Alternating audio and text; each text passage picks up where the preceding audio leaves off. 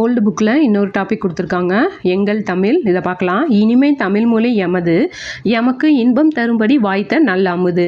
கனியை பிழிந்திட்ட சாறு, எங்கள் கதியில் உயர்ந்திட யாம் பெற்ற பேறு.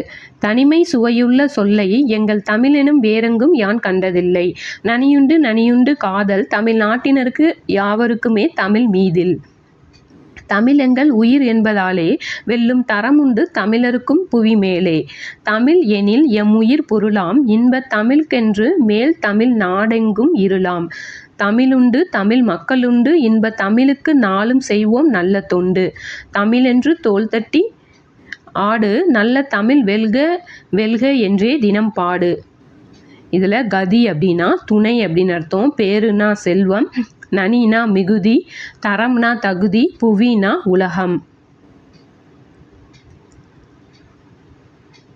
இதற்கான பொருள் பாருங்கள். நம்ம படித்தப்பே நமக்கு புரிகிற மாதிரி தான் இருந்தது. இருந்தாலும் பொருளை ஒரு தடவை இங்கே கொடுத்துருக்க மாதிரி ஒரு தடவை ரீட் பண்ணிக்கோங்க. இனிமை இன்பம் அமுது, கனிசாரன திகட்டும் சுவைமிக்கது எம் தமிழ். இத்தமிழ் சொல்லினும் சுவைமிக்க சொல் வேறு எங்கும் இல்லை. அசுவைமிக்க மொழியின் மீது தமிழ் மக்களுக்கு காதல் மிக உண்டு. ஆதலால் தமிழ் எங்கள் உயிர் என்பதாலேயே எவரையும் வெல்லும் திறன் உண்டு இப்புவி மேலே. எம் தமிழ் எங்கள் விழியாதலால் அதன் ஒளி குன்றினால் நாடே இருளில் மூழ்கிவிடும். எனவே தமிழ் இருக்கும் வரை தமிழ் மக்களும் இருப்பர். ஆதலால் நாளும் அதற்கு தொண்டு செய்வோம். நம் வாழ்வு தமிழென்று தோள் தட்டி ஆடுவோம். அது தரணியில் நாளும் வெற்றி பெற பாடுபடுவோம். தமிழ்ங்கிறது தான் தமிழை பற்றி சொல்லியிருக்காங்க. இது வந்து தமிழ் வந்து ஒரு சுவைமிக்க மொழி. அதனால் எப்போதுமே தமிழ் மக்களுக்கு தமிழ் மேலே ஒரு தனி காதல் உண்டு. அந்த தமிழ் வந்து நமக்கு உயிருங்கிறனால அதை தமிழை வச்சே வந்துட்டு இந்த உலகத்தை வெல்லுகிற திறம் வந்து தமிழ் மக்களுக்கு இருக்குது.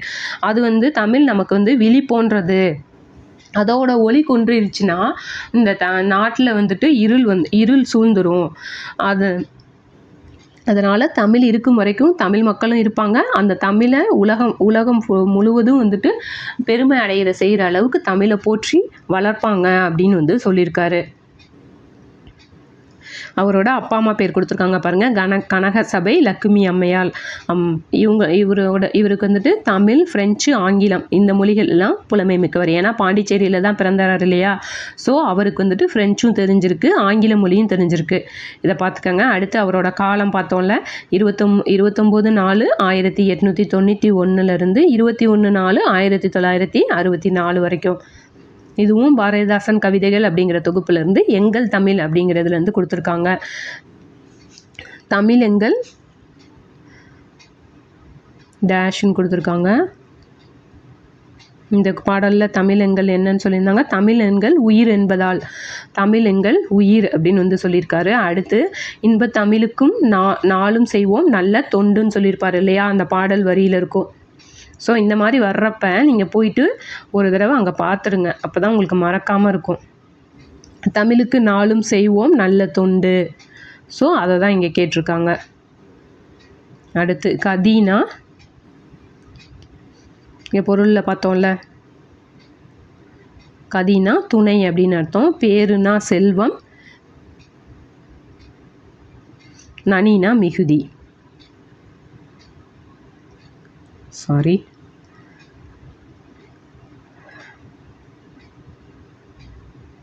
ஸோ என்ன பார்த்தோம், கதினா துணை,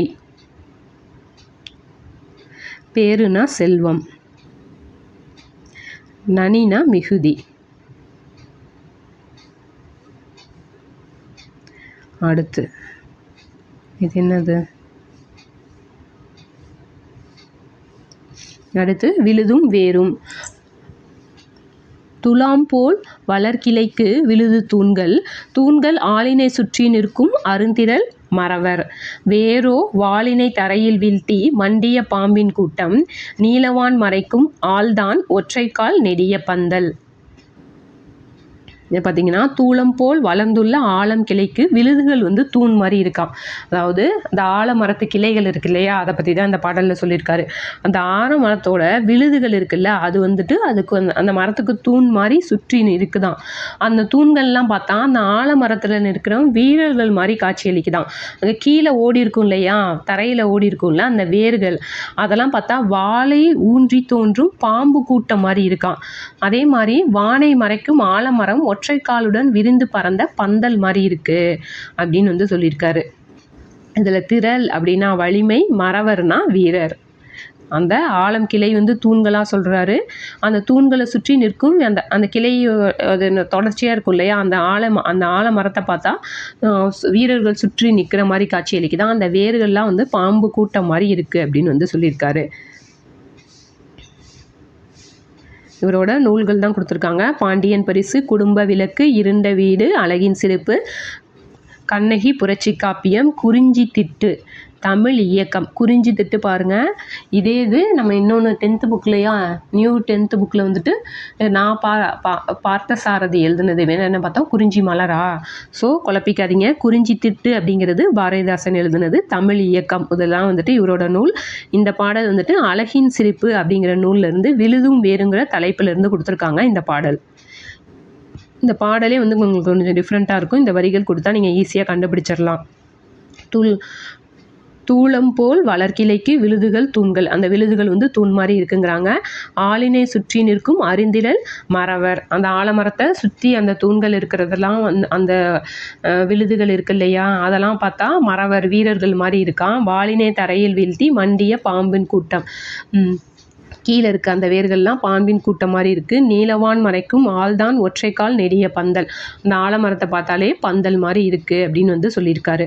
இப்போ நீங்கள் பொருளை படிச்சுட்டு இதை படிக்கிறப்போ உங்களுக்கு நல்லா புரியுது இல்லையா, அப்போனா அப்படி படிச்சுட்டிங்கன்னா இந்த வரிகள் வந்து உங்களுக்கு மறக்காது. நம்ம அந்த ஒரு பாரதிதாசன் பாடலில் பார்த்தோம்ல அப்படின்னு சொல்லிட்டு உங்களுக்கு ஈஸியாக ஞாபகம் வந்துடும். திரள்னா வலிமை, மறவர் அப்படின்னா வீரர், வீரர்லாம் சுற்றி நின்னாங்கன்னு சொன்னார் இல்லையா. அடுத்து அருந்திரல் அப்படிங்கிறத எப்படி பிரித்து எழுதலாம், அருமை கூட்டல் திரள். அடுத்து ஒற்றை கால், இதில் இந்த இக்கு மட்டும் வராது, ஒற்றை கூட்டல் கால்.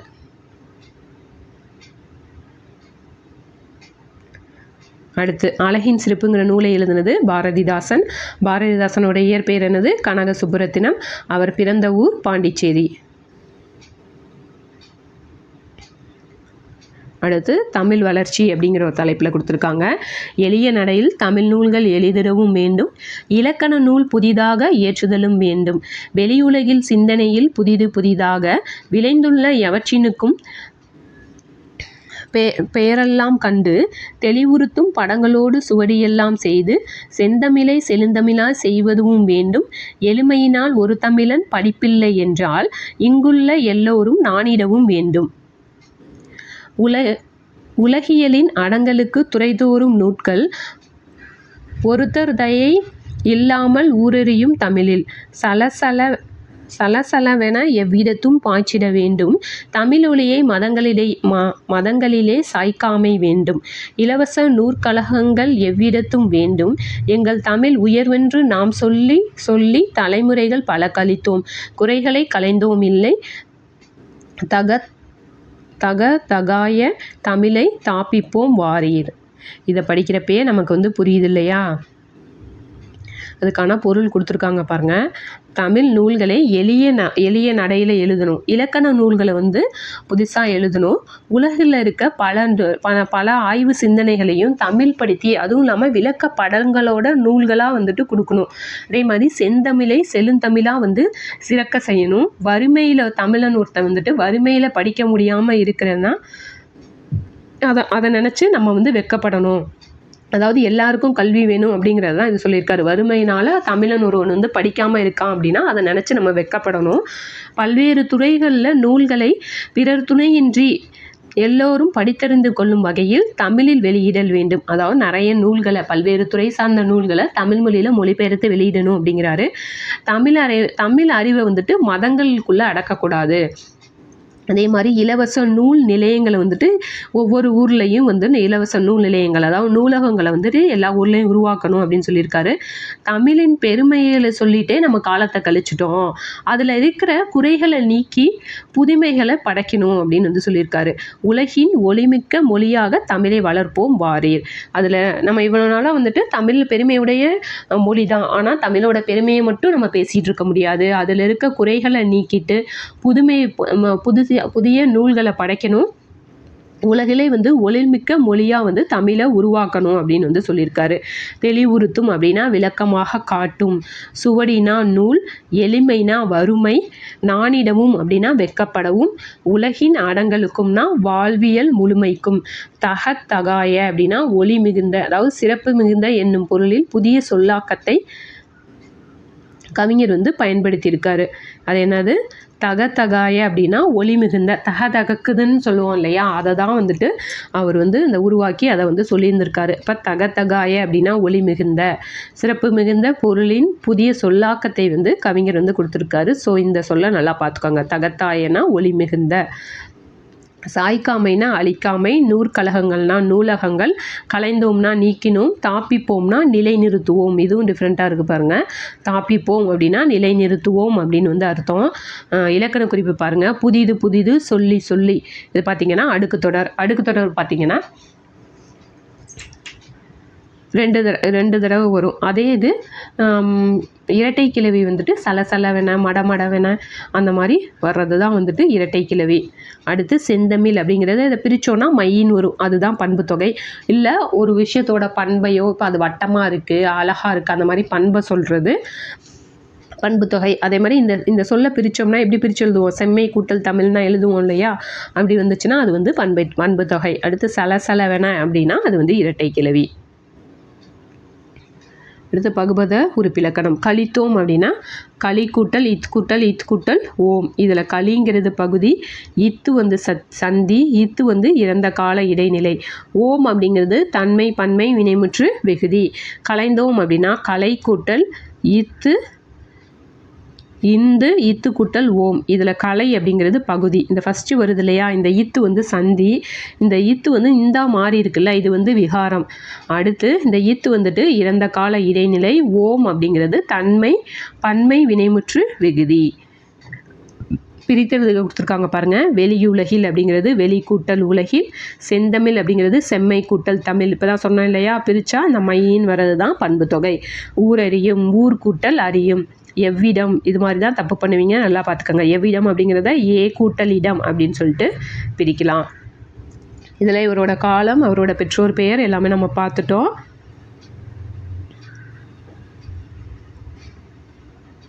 அடுத்து பாரதிதாசன் பரம்பரை என்றொரு கவிஞர் பரம்பரை அவர் காலத்தில் உருவானது. தமிழக அரசு பாவேந்தர் படைப்புகளை நாட்டுடைமையாக்கியிருக்கு. நம்ம இதுக்கு முன்னாடி பார்த்தப்பையும் நான் உங்கள்கிட்ட வந்து கேட்டேன், இவரோட படைப்புகள், அதாவது ஒரு 2-3 பேரோட படைப்புகள் தான் நாட்டுடைமை ஆக்கியிருப்பாங்க. இது நம்ம இதுக்கு முன்னாடி வீடியோஸில் பார்த்தோம், யாரோட படைப்பு வந்து நாட்டுடைமை ஆக்கியிருக்காங்கன்னு நம்ம பார்த்துருக்கோம். அது யாரோட நூல்கள் அப்படின்னு வந்துட்டு தெரிஞ்சால் கமெண்ட்டில் சொல்லுங்கள். ஆண்டுதோறும் சிறந்த கவிஞர்களுக்காக பாவேந்தர் விருது வழங்கி வருது தமிழக அரசு. அதே மாதிரி திருச்சியில் வந்துட்டு பாரதிதாசன் பல்கலைக்கழகம் அப்படிங்கிற இவரோட பேரில் ஒரு பல்கலைக்கழகத்தை நிறுவியிருக்காங்க. அடுத்து குடும்ப விளக்கு வந்து பாரதிதாசன் படைப்புகளுள் ஒன்று. பாரதிதாசனார் எப்படி அழைக்கப்படுறாரு? பாவேந்தர் புரட்சி கவிஞர் அப்படின்னு வந்து அழைக்கப்படுறாரு. அடுத்து புரட்சி கவி.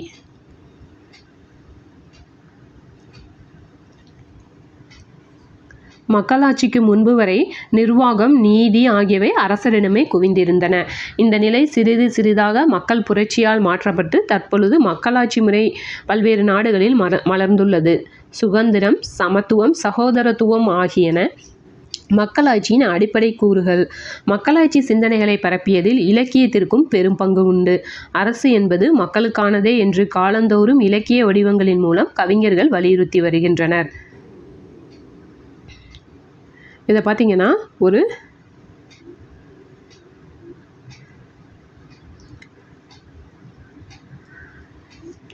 இதோட இந்த கதையோட முன்கதை சுருக்கம் பார்க்கலாம். அதாவது அரசர் ஒருத்தர் வந்துட்டு அவரோட மகள் அமுதவல்லி அப்படிங்கிறவங்களுக்கு கவிதை எழுதுகிற கலையை வந்து சொல்லிக் கொடுக்கணும் அப்படின்னு நினைக்கிறாரு. இதை பற்றி போயிட்டு அவங்க அமைச்சர்கிட்ட ஆலோசனை கேட்குறாரு. அவங்க அமைச்சர்கிட்ட கேட்குறப்ப அவர் வந்து ஒருத்தரை வந்து சொல்கிறாரு, எனக்கு தெரிஞ்ச பையன், அந்த பையன் மூலமாக நம்ம கவிதை சொல்லி கொடுக்கலாம் அப்படின்னு சொல்லிட்டு உதாரன் அப்படிங்கிற ஒருத்தரோட பேரை வந்து சொல்கிறாரு. அது மட்டும் இல்லாமல் அவர் சொல்லிட்டு என்ன சொல்கிறாருன்னா, அந்த பையன் வந்துட்டு அழகும் அறிவும் இளமையும் மிகுந்தவன், அதனால் இப்படியே வந்துட்டு நம்ம எப்படி வந்து அந்த பையனை வந்துட்டு என் பொண்ணும் வந்து சின்ன பொண்ணு நம்ம எப்படி அப்படியே வந்துட்டு அவங்களுக்கு வந்து கவிதையை சொல்லிக் கொடுக்க சொல்ல முடியும் அப்படின்னு வந்து கேட்குறப்ப அதுக்கு அமைச்சர் வந்துட்டு ஒரு யோசனை சொல்கிறாரு. அது என்ன சொல்கிறாரு அப்படின்னா, அமுதவல்லிட்ட அந்த உதாரன் அப்படிங்கிறவன் வந்துட்டு பார்வை இல்லாதவன் அப்படின்னு சொல்லிடுறாங்க. அதே மாதிரி உதாரன்ட்ட வந்துட்டு அமுதவல்லின் வந்து ஒரு தொழில்நோயாளி அப்படின்னு சொல்லிட்டு 2 பேருக்கும் இடையில திரை போட்டுடுறாங்க. ஸோ திரை போட்டே வந்துட்டு இவங்க வந்து கவிதையை வந்து உதாரன் வந்து அமுதவல்லிக்கு சொல்லி கொடுத்துட்ருக்காங்க. அப்போ ஒரு நாள் நைட்டில் வந்துட்டு இந்த நிலவை பற்றி உதாரன் வந்து அவனை மறந்து ஒரு கவிதை வந்து சொல்கிறான். அப்போ அந்த பொண்ணுக்கு என்ன தோணுது, அமுதவல்லிக்கு என்ன தோணுதுன்னா, எப்படி நிலாவை பார்க்காத ஒருத்தன் வந்துட்டு நிலாவை இப்படி வர்ணித்து சொல்ல முடியும் அப்படின்னு நினச்சிட்டு திரையை விலக்கி பார்க்குறப்ப அவங்க சொன்ன மாதிரி இல்லாமல் ஒரு அழகான பையன் இருக்கான். அதே மாதிரி அவன் பார்க்குறப்பையும் அவங்க சொன்ன மாதிரி இல்லாமல் ஒரு தொழுநோயாளியாக இல்லாமல் அந்த பொண்ணு ரொம்ப அழகாக இருக்கும். 2 பேரும் வந்து காதல் வயப்படுறாங்க. இவங்கள பற்றி இவங்களோட விருப்பத்தை பற்றி அரசனுக்கு தெரிய வருது. அப்போ வந்துட்டு அரசர் என்ன பண்ணிடுறாரு, உதாரணனை வந்துட்டு குற்றவாளின்னு சொல்லி மரண தண்டனை விதிக்கிறாங்க. அப்போ அமுதவல்லி வந்து அதை எதுக்குறாங்க. அதனால் 2 பேருக்கும் சேர்த்துமே மரண தண்டனை வந்து கொடுக்குறாங்க. அதுக்கப்புறம் இருக்கிற அந்த இறுதி பகுதியை தான் வந்து நமக்கு பாடலாக கொடுத்துருக்காங்க. இப்போ இந்த வரிகளை கொடுத்து இது வரைக்கும் பெருசாக வந்து எக்ஸாம்ஸில் கேட்டதில்லை. ஸோ நீங்கள் ஒரு தடவை இந்த பாடல் வரிகளை வந்து வாசிச்சுக்கோங்க. ஓதுக அப்படின்னா சொல்க அப்படின்னு வந்து அர்த்தம். முழக்கம் அப்படின்னா ஓங்கி உரைத்தல். கனிகள்னா உலோகங்கள். இங்கே பாருங்கள், இது டிஃப்ரெண்ட்டாக இருக்குது பாருங்கள். கனிகள் அப்படின்னா உலோகங்கள். மணினா மாணிக்கம். படிகம் அப்படின்னா பளபளப்பான கல். மீச்சினா விடுதலை. நவைனா குற்றம். படினா உலகம். கனிகள்னா உலோகங்கள். இந்த மாதிரி டிஃப்ரெண்ட்டாக இருக்கிறத தனியாக நோட் பண்ணி வச்சு படிங்க. நவைனா குற்றம், படினா உலகம். அடுத்து இலக்கண குறிப்பு. ஓதுக, பேசிடுக, ஆள்க, வாழிய இதெல்லாம் வந்து வியங்கோல் வினைமுற்று. இந்த வியங்கோல் வினைமுற்று எப்படி முடியும் அப்படின்னா கான் தான் முடியும். வாழ்க, ஆள்க, ஓடுக, அப்புறம் இயர் அப்படின்னு வந்து முடியும். இயர்னு. ஆனால் இப்போ பெரும்பாலும் இந்த இயர் வந்துட்டு செயல்களில் முற்காலத்தில் பயன்படுத்தினது தான். இப்போ வந்து வியங்கோல் வினைமுற்றுக்கு இந்த இயர் வந்துட்டு பயன்படுத்துறது இல்லை. இந்த காங்கிறது தான் வந்துட்டு பெரும்பாலும் பயன்படுத்தப்படுது. அப்போ ஓதுக, பேசிடுக, ஆள்க, வாழிய இப்படிலாம் வந்துச்சுன்னா இது என்னது, வியங்கோல் வினைமுற்றுகள்.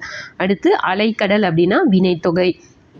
இந்த வினைத்தொகை அப்படிங்கிறது 3 காலங்களையுமே காட்டும். இப்போ இதை நீங்கள் சொல்லி பார்க்கலாம் பாருங்கள். அலைக்கடல் அதாவது இது 3 காலமே காட்டுரும். வினைத்தொகைனா அந்த இதை ஒன்றையுமே சொல்லி பாருங்கள். அது வந்து 3 காலத்தையுமே வந்து 3 காலத்துலேயுமே வந்து அதை சொல்லலாம். அடுத்து தமிழ் கவிஞர் அப்படின்னா அது வந்துட்டு இருபெயரூட்டு பண்பு தொகை. அடுத்து பேரன்பு, நெடுங்குன்று. நான் இப்போ தானே சொன்னேன் பண்பு தொகை எப்படி வரும்னு. அதை பிரித்தோம்னா பெருமை கூட்டல் அன்புன்னு தானே பிரிப்போம். பெருமை கூட்டல் அன்புன்னு பிரிப்போம். அதுதான் பேரன்பு. அடுத்து பார்த்திங்கன்னா நெடுங்குன்று, நெடுமை கூட்டல் குன்று, அதுதான் வந்து நெடுங்குன்று. ஸோ இது 2மே வந்து பண்பு தொகைகள். இருபெயரூட்டு பண்பு தொகைனா அந்த 2மே வந்துட்டு இப்போ கவிதைங்க, இப்போ நம்மள்ட்ட வந்து கவிஞர் அப்படின்னு சொன்னாலே அதுக்கு தமிழ் கவிஞர் தானே. இப்போ அதனால் 2மே அந்த 2 சொல்லுமே ஒரே விஷயத்த சொல்லும். அதுதான் இருபெயரூட்டு பண்பு தொகை. இப்போ போய் மார்கழி மாதம் அப்படின்னு சொன்னீங்கனாலும் இப்போ மார்கழினாலே அது மாதம்தான் நமக்கு தெரியும். நம்ம மார்கழி மாதம் அப்படின்னு சொன்னோம்னா அது இருபெயரூட்டு பண்பு தொகை. அதே தான் இது தமிழ் கவிஞர். இது 2மே ஒரே அர்த்தத்தை தான் கொடுக்குது இல்லையா. அப்படி வந்துச்சு அப்படின்னா அது வந்து இருபெயரூட்டு பண்பு தொகை அப்படின்னு வந்து அர்த்தம். அடுத்து ஒளிதல். நம்ம ஏற்கனவே பார்த்தோம்ல, ஆக்கல், செய்தல், நடத்தல் அப்படிலாம் வந்துச்சுன்னா அது வந்து விகுதி பெற்ற தல் அப்படிங்கிற விகுதி பெற்ற தொழிற்பெயர். அடுத்து உழுதுழுது அப்படின்னா அது வந்து அடுக்கு தொடர். பகுபத உறுப்பிலக்கணம் பாருங்கள். நின்றார், இதை பிரித்தோன்னா எப்படி ஆகுதுன்னு பாருங்கள். நில் அது வந்து இன்னு இரு ஆர். இந்த நில்லுங்கிறது பகுதி. இந்த இல் வந்து இன்னா மாறி இருக்கு இல்லையா, அது வந்து விகாரம். இரு வந்துட்டு இறந்த கால இடைநிலை. ஆறுனா பலர்பால் வினைமுற்று விகுதி. அடுத்து செய்வான பிரித்தோம்னா செய் கூட்டல் இவ் கூட்டல் ஆண். இதில் செய் அப்படிங்கிறது பகுதி, இவ்வுங்கிறது எதிர்கால இடைநிலை, ஆண் அப்படிங்கிறது ஆண்பால் வினைமுற்று விகுதி. இதில் அடுத்து அலைத்தான். இது வந்து அலை இத்து கூட்டல் ஆண். இதில் அலைங்கிறது பகுதி, இத்துங்கிறது சந்தி, இத் அப்படிங்கிறது இறந்த கால இடைநிலை, ஆண் அப்படிங்கிறது ஆண்பால் வினைமுற்று விகுதி. வேண்டுகிறேன், இதை எப்படி பிரிக்கலாம் பாருங்கள். வேண்டு கூட்டல் கின்று கூட்டல் ஏன். இதில் கின்று அப்படிங்கிறது நிகழ்கால இடைநிலை, ஏன்கிறது தன்மை ஒருமை வினைமுற்று விகுதி. இந்த இடைநிலைகளை மனப்பாடம் பண்ணிக்கோங்க. எது வந்து எது எதிர்கால இடைநிலை, எது நிகழ்கால இடைநிலை, எது இறந்த கால இடைநிலை அப்படிங்கிறத தெளிவாக படிச்சுக்கோங்க. கிரு கின்று ஆண் என்று இதெல்லாம் வந்துட்டு நிகழ்கால இடைநிலைகள். இப்போ தான் பார்த்தோம் இல்லையா, ஆள்கன்னா வியங்கோல் வினைமுற்றுன்னு பாருங்க. ஆள் அப்படிங்கிறது பகுதி, இந்த காங்கிறது வியங்கோல் வினைமுற்று விகுதி. பறித்தார். இதில் பரி இத் கூட்டல் ஆர். இத்துனா இறந்த கால இடைநிலை, அது இன்னொன்று வந்திருக்குன்னா அது வந்து சந்தி. அடுத்து அது வந்து வினைமுற்று விகுதி. ஆர் அப்படிங்கிறது பலர்பால் வினைமுற்று விகுதி. அடுத்து புணர்ச்சி விதி. இதுவுமே நல்லா பார்த்துக்கோங்க. ஏன்னா நீரோடை, இதை எப்படி பிரித்து எழுதலாம், நீர் கூட்டல் ஓடைன்னு எழுதலாம் இல்லையா. அப்போ உடல் மேல் உயிர் வந்து ஒன்றுவது இயல்பே அப்படிங்கிற விதி மூலமாக இணைஞ்சிருக்கு. எப்படி உயிர்னா இது உயிரெழுத்து தான் இல்லையா, ஓங்கிறது உயிரெழுத்தா. உடல், இதுதான் உடல்னு சொல்கிறாங்க. இந்த உடல் மேலே இந்த உயிரெழுத்து வந்து ஒன்றுவது இயல்பான ஒரு விஷயம், அந்த விதி மூலமாக புணர்ந்திருக்கு அப்படின்னு சொல்கிறாங்க. அடுத்து சிற்றூர். இதை எப்படி பிரிக்கலாம், சிறுமை கூட்டல் ஊர்னு பிரிக்கலாமா. இதில் இந்த மை வந்துட்டு இந்த மை போயிடுது, அப்போ ஈறு போதல், இறுதியில் இருக்க எழுத்து போயிடுது. ஈறு போதல் அப்படிங்கிற விதியின் மூலமாக சிறு கூட்டல் ஊருன்னு ஆகுது. அப்புறம் அந்த சிறு கூட்டல் ஊர் அப்படிங்கிறது தன்னொற்று இரட்டல், இந்த ஒற்று வந்து இரட்டிக்குது. ஒரு தன்னொற்று இரட்டல் அப்படிங்கிற விதியின் மூலமாக சிற்று கூட்டல் ஊர் அப்படின்னு ஆகுது. அதுக்கப்புறம் கடைசியாக என்ன ஆகுது, இந்த உடல் மேல், இந்த உடல் உருங்கிற உடல் மேல் இந்த உயிர் பார்த்திங்கன்னா இது உயிரெழுத்து தான் வந்திருக்கு இல்லையா, ஊ. அப்போ உயிர் வரி தன்னொற்று இரட்டல் சிற்று கூட்டல் ஊருன்னு வந்துருச்சு. இப்போ என்ன சொல்கிறாங்கன்னா உயிர் வரின், இங்கே உயிரெழுத்து வருதுன்னா இந்த உக்குரல், இந்த மெய்யை விட்டுட்டு இது வந்து ஓடிடுமா. அப்போ எப்படி ஆயிடுதுன்னா இது வந்து மெய்யெழுத்தாயிரும். உயிர் வரின் உக்குரல் மெய் விட்டோடும், மெய்யை விட்டுட்டு அது வந்துட்டு ஒரு உயிர்மெய் எழுத்தாக தானே இருக்குது, அதை மெய்யை விட்டுட்டு அது போயிடுது. அப்போ அது மெய்யெழுத்தாக மாறிடுது. அப்போ சிறு கூட்டல் இர் அப்படின்னு, அதாவது சிறு 2 இர் வந்துட்டு ஊருன்னு மாறுது. அதுக்கப்புறம் என்ன வருது, இந்த ஊருங்கிறது உயிரெழுத்து தான் இல்லையா, அப்போ உடல் மேல் உயிர் வந்து ஒன்றுவது இயல்பேன்னு மாறுது. நான் இன்னொரு தடவை உங்களுக்கு குழப்பம் இல்லாமல் சொல்கிறேன் பார்த்துக்கோங்க. சிற்றூர்னா சிறுமை கூட்டல் ஊர். இதில் ஈறு போதல்களை விதியின் மூலமாக இந்த மை வந்து போயிடுது. அதுக்கப்புறம் சிறு கூட்டல் ஊர்னு ஆகுது. இந்த சிறு கூட்டல் ஊர் வந்துட்டு தன்னொற்று இரட்டல் அப்படிங்கிற விதியின் மூலமாக சிற்று கூட்டல் ஊர்னு ஆகுது. அதுக்கப்புறம் உயிர்வரின் உக்குரல் மெய்விட்டோடும், இந்த உயிர் வர்றதுனால இது வந்து மெய்யை விட்டுட்டு ஓடிடுது. இப்போ 2 இரு வருது. அதுக்கப்புறம் உடல் மேல் உயிர் வந்து ஒன்றுவது இயல்பே அப்படிங்கிற விதியின் மூலமாக சிற்றூர் அப்படின்னு மாறி இருக்கு. இது வரைக்கும் குரூப் 4ல் பெருசாக வந்துட்டு கேட்டதில்லை தான். ஆனால் இப்போ பார்த்திங்கன்னா நமக்கு இலக்கணம் வந்து ரொம்ப கஷ்டமாலாம் எதுவுமே கொடுக்கல. ஸோ அதனால் உங்களுக்கு எதுலேருந்து வேணால் கேட்கலாம். ஸோ இதையும் நல்லா பார்த்துக்கங்க. இருக்கிறத உங்களுக்கு சிலபஸில் கொடுத்துருக்கிறதுக்குள்ளே வருது இல்லையா, அதில் இருக்கிறத மட்டும் கொஞ்சம் நல்லா பார்த்துக்கங்க. அடுத்து கற்பிளந்து. இதை பிரித்தோன்னே எப்படி பிரிக்கலாம், கல் கூட்டல் பிளந்து அப்படின்னு வந்து பிரிக்கலாம். இங்கே பாருங்கள், லா வேற்றுமையில் வழிவரின் ரடவும், அதாவது இந்த வேற்றுமை இந்த எழுத்துக்களில் இந்த லா வந்துட்டு வழிவரின் ரடவும், இது வந்து ராவா மாறும் அப்படின்னு வந்து கொடுத்துருக்காங்க. இந்த விதியை அப்படியே படிச்சுக்கோங்க. அடுத்து மணிக்குலம் அப்படின்னா இயல்பீனும், மணி கூட்டல் குலம்னு பிரிக்கலாமா. இதை இயல்பீனும் விதியினும் நின்ற உயிர் முன் கசதப மிகும். அதாவது நம்ம தோன்றல் திரிதல் கெடுதல் அது படிச்சிருப்போம்ல, அதில் பார்த்திங்கன்னா தோன்றலில் பார்த்திங்கன்னா இதில் வந்து தோன்றல்ங்கிற இதுபடி தான் வந்திருக்கு. இப்போ மணி கூட்டல் குலம், இதை சேர்த்து எழுதுனா மணிக்குலம், இந்த இக்கு தோன்றி இருக்கு இல்லையா, அதுக்கு என்ன ரீசன்னு பாருங்கள். இயல்பீனும் விதியினும் நின்ற உயிர் முன் கசதப மிகும், அதனால தான் வந்து அங்கே இக்கு வந்திருக்கு. அடுத்து அமுதென்றுங்கிறது எப்படி பிரிக்கலாம், அமுது குற்றல் என்று. இது பார்த்திங்கன்னா உயிர் வரின் உக்குரல் மெய்விட்டோடும். இங்கே உயிர் வரனால இங்கே இருக்க அந்த உயிர்மெய் எழுத்து மெய்யை விட்டுட்டு போயிடுது. ஸோ அமுத் கூட்டல் என்று அப்படின்னு வருது. அதுக்கப்புறம் உடல் மேல் உயிர் வந்து ஒன்றுவது இயல்பேன்னு வந்துட்டு அமுதென்றுன்னு ஆயிடுது. அடுத்து புவியாட்சி, புவி கூட்டல் ஆட்சி. இதில் பார்த்தீங்கன்னா இ ஐ வழி யவ்வும் அப்படிங்கிற விதியின் மூலமாக இங்கே வந்து இ அப்படிங்கிற எழுத்து வருது. அதுக்கப்புறம் உடல் மேல் உயிர் வந்து ஒன்றுவது இயல்பே அப்படிங்கிறது மூலமாக புவியாட்சி அப்படின்னு வந்து மாறிடுது.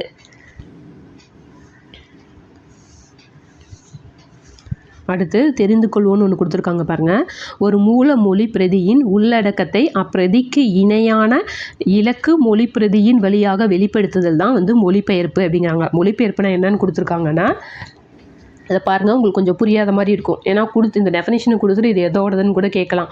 ஒரு மூல மொழி பிரதியின் உள்ளடக்கத்தை அப்பிரதிக்கு இணையான இலக்கு மொழியின் பிரதியின் வழியாக வெளிப்படுத்துறது தான் மொழிபெயர்ப்பு. அதாவது ஒரு நூலோட மூலப்பிரதி ஒரு எழுதியிருக்காங்க இல்லையா, அந்த மூலப்பிரதி எழுதியிருக்கிறது தான் வந்து அந்த நூலோட அந்த கவிஞர் எழுதின அந்த பிரதி இருக்கு இல்லையா, அதை தான் மூலப்பிரதின்னு சொல்கிறாங்க. அதோட உள்ள அடக்கத்தை அந்த பிரதிக்கு அவங்க எழுதியிருக்க அந்த புக்குக்கு இணையான இலக்கு மொழியில் இன்னொரு பிரதி எழுதுறது தான் வந்துட்டு மொழிபெயர்ப்பு அப்படிங்கிறாங்க. இந்த மொழிபெயர்ப்பு எப்படிலாம் இருக்கலாம், அதாவது மொழிபெயர்ப்போட வகைகளாக கூட இதை நம்ம எடுத்துக்கலாம். அதை எப்படி சொல்கிறாங்க, தழுவல், சுருக்கம், மொழியாக்கம், நேர்மொழிபெயர்ப்பு, இதெல்லாம் வந்துட்டு மொழிபெயர்ப்போட வகைகளாக சொல்கிறாங்க. அப்போ இதில் கொடுத்துட்டு உங்களுக்கு பொருந்தாததை கூட கேட்கலாம். தழுவல், சுருக்கம், மொழியாக்கம், நேர்மொழிபெயர்ப்பு. அடுத்து பாருங்கள், பிற மொழியிலிருந்து தமிழுக்கு, பிற மொழியிலேருந்து தமிழ் எழுதியிருக்காங்க. அதாவது அந்நியன், பிற மொழியில் வந்துட்டு என்னன்னு இருக்குது, ஆல்ஃபர் காம்யூ அப்படிங்கிறத தமிழில் அந்நியன் அப்படின்னு அந்த நூலில் எழுதியிருக்காங்க. அடுத்து காஃபா அப்படின்னு ஜெர்மன் மொழியில் இருக்கிறத உருமாற்றம் அப்படின்னு சொல்லிட்டு தமிழில் எழுதியிருந்திருக்காங்க. அடுத்து லாக் பிரேவார் அப்படிங்கிறத தமிழில் சொற்கள்னு எழுதியிருக்காங்க. இது ரெண்டுமே ஃப்ரெஞ்சுன்னு நினைக்கிறேன். எக்ஸுபெரி அப்படிங்கிறத குட்டி இளவரசன் அப்படின்னு சொல்லிட்டு தமிழில் எழுதியிருக்காங்க. அடுத்து உலக கவிதைகள், இந்த தொகுப்பு வந்துட்டு பிரம்மராஜன் அப்படிங்கிறவர் எழுதியிருக்காரு. தமிழ்லேருந்து பிற மொழிக்கு மொழிபெயர்க்கப்பட்டதை கொடுத்துருக்காங்க பாருங்கள். ஏகே ராமானுஜம் வந்துட்டு love poems from a classical Tamil anthology அப்படின்னு சொல்லிட்டு வேறு மொழியில் எழுதியிருக்காங்க. சங்க இலக்கியத்தை தமிழ் மொழியிலேருந்து மொழிபெயர்த்திருக்காங்க. அடுத்து மாலே தங்கப்பா அப்படிங்கிறவர் huge and harmonious from an ancient land அப்படிங்கிற புக்கை மொழிபெயர்த்திருக்காரு. இது ரொம்ப முக்கியமானது, பார்த்துக்கங்க. தழுவல், சுருக்கம், மொழியாக்கம், நேர்மொழிபெயர்ப்பு, இதெல்லாம் மொழிபெயர்ப்போட வகைகளாக சொல்லியிருக்காங்க. அடுத்து வடமொழியில் எழுதப்பட்ட கணியம் அப்படிங்கிற காவியத்தை தழுவி தான் தமிழில் பாரதிதாசன் வந்துட்டு 1937 புரட்சிக்கவி அப்படிங்கிற இந்த நூலை எழுதியிருக்காரு. அப்போ வடமொழியில் எழுதப்பட்ட பில்கணியம் அப்படிங்கிற காவியத்தை தழுவி தான் தமிழில் பாரதிதாசன் 1937 புரட்சிக்கவி அப்படிங்கிற நூலை எழுதியிருக்காரு. மற்றபடி இது எல்லாமே நமக்கு தெரிஞ்சது தான். பாரதிதாசனை பற்றி நம்ம பார்த்த விஷயங்கள் தான். அடுத்து இங்கே பாருங்கள், ஃப்ரெஞ்சு மொழியில் அமைந்த தொழிலாளர் சட்டத்தை தமிழ் வடிவில் தந்திருக்காரு. இது ரொம்ப இம்பார்ட்டண்டான பாயிண்ட். ஃப்ரெஞ்சு மொழியில் வந்த தொழிலாளர் சட்டத்தை தமிழ் மொழியில் எழுதினது பாவேந்தர் பாரதிதாசன் அவர்கள். அப்புறம் அவரோட நூல் கொடுத்துருக்காங்க. குடும்ப விளக்கு, பாண்டியன் பரிசு, இருண்ட வீடு, சேர தாண்டவம் ஆகிய காப்பியங்களையும் எண்ணற்ற பாடல்களையும் ஏற்றிருக்காரு. இவர் நடத்திய இதழ் இது வரைக்கும் நம்ம எதுலையுமே பார்க்கல. இவர் நடத்திய இதழ் குயில் அப்படிங்கிற இலக்கிய இதழை நடத்தியிருக்காரு. ஸோ குயிலுங்கிறது பாரதிதாசனோடதுன்னு உங்களுக்கு தெரியும், அது இலக்கிய இதழ். அதை உங்களுக்கு கூட்டுறில் கொடுக்குறப்ப மாற்றி கொடுக்கலாம். அப்போ பாரதிதாசன் குயில் அப்படிங்கிற இலக்கிய இதழை நடத்தியிருக்காரு. இவர் நம்ம ஏற்கனவே பார்த்தோம், பிசிராந்தையார் அப்படிங்கிறது அவரோட நாடக நூல். அதுக்காக சாகித்ய அகாடமி 1969 வாங்கியிருக்காரு. அதே மாதிரி வாழ்வினில் செம்மை செய்பவள் நீயே அப்படிங்கிற தமிழ் வாழ்த்து பாடல் அதை புதுவை அரசு அவங்களோட தமிழ்தாய் வாழ்த்தா வச்சுருக்காங்க. தமிழக அரசு இவரோட பேரில் திருச்சியில் ஒரு பல்கலைக்கழகத்தை நிறுவியிருக்காங்க. ஸோ இதில் இருக்க இம்பார்ட்டண்டான பாயிண்ட்ஸை பார்த்துக்கோங்க. குயில் அப்படிங்கிறது ஒரு இவர் நடத்தின இலக்கிய இதழ். வாழ்வில் செம்மை செய்பவள் நீயே அப்படிங்கிறது புதுச்சேரியோட தமிழ்தாய் வாழ்த்து. அதை எழுதினது பாரதிதாசன் தான் எழுதியிருக்காரு. அடுத்து இக்கால கவிதைகள் அப்படின்னு கொடுத்துருக்காங்க. இந்த லெசனில் பார்த்தீங்கன்னா எல்லா கவிஞர்களை பற்றியுமே இருக்கும். 20ஆம் நூற்றாண்டில் அறிவியலும் இலக்கியமும் விரைவாக வளர்ந்தன. காலம் கண்ட தமிழ் மொழியும் புத்தம் புதிய இலக்கிய வகைகளை ஏற்று துறைதோறும் நன்கு வளர்ந்து தலைத்து செழித்தது. தமிழ் மொழியில் செய்யுள், உரைநடை என்னும் இரு வடிவிலும் புதுவகை இலக்கியங்கள் மலர்ந்துள்ளன. 20ஆம் நூற்றாண்டின் உரைநடை வளத்தை கருத்தில் கொண்டு நோக்கும்போது இந்த 20ஆம் நூற்றாண்டை உரைநடை காலம் அப்படின்னு சொல்கிறாங்க. இதில் கவிதை வடிவமும் அதை உரைநடை காலம்னு சொன்னாலும் கவிதை நூல்களும் அதிகபட்சமாக வந்திருக்கு. இந்த நூற்றாண்டில் யார் யார் இருந்திருக்காங்கன்னு கொடுத்துருக்காங்க பாருங்கள். பாரதியார், பாரதிதாசன், கவிமணி தேசிய விநாயகனார், நாமக்கல் ராமலிங்கனார், இந்த மாதிரி நிறைய கவிஞர்கள் இருந்திருக்காங்கன்னு சொல்லியிருக்காங்க. ஸோ இவங்க எல்லா கவிஞர்களை பற்றியுமே இங்கே கொடுத்துருப்பாங்க. இதில் பாரதிதாசன் பற்றியுமே கொடுத்துருப்பாங்க. இங்கே பாருங்கள், தமிழர், தமிழ் உணர்வு, சமுதாய மலர்ச்சி, பெண் விடுதலை, திராவிட இயக்க சிந்தனை, பொது உடைமை, இந்த தலைப்புகள் எல்லாம் இதை பாடுபொருளாக வச்சு பாரதிதாசன் அவரோட கவிதைகள் எழுதியிருக்காரு. எங்கள் பகைவர் எங்கோ மறைந்தார், இங்குள்ள தமிழர்கள் ஒன்றாதல் கண்டே அப்படின்னு சொன்னது யாருன்னா பாரதிதாசன். இந்த வரிகளை கொடுத்து கேட்கலாம், எங்களோட பகைவர்கள் எங்கோ மறைஞ்சு போயிட்டாங்க, ஏன் அப்படின்னா இந்த தமிழர்கள்லாம் ஒன்றாக இருக்கிறத பார்த்து அவங்க மறைஞ்சிட்டாங்க அப்படின்னு சொன்னது யார் அப்படின்னா பாரதிதாசன்.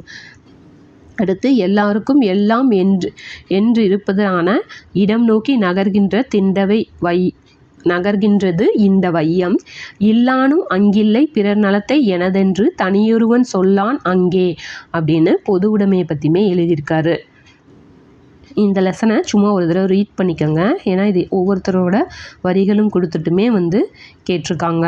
நமக்கு சிலபஸில் இவர் கண்ணதாசனும் இருக்கார் இல்லையா?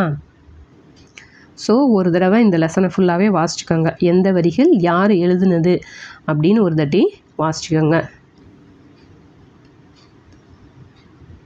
ஓகே, நம்ம அடுத்த இதில் பார்க்கலாம், அடுத்த வீடியோவில் பார்க்கலாம். தேங்க்யூ.